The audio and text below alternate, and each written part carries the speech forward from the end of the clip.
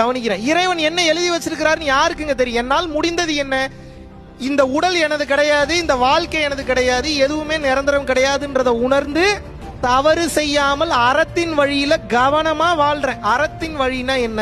ஆத்திச்சூடி படிச்சுட்டே வாழ்றது இல்ல. பிற உயிர்களை சந்தோஷப்படுத்துவதற்காக நீங்கள் செய்யக்கூடிய நல்ல விஷயங்கள் இருக்கு, பெயர் அறம்ங்க. அவ்வளவுதாங்க.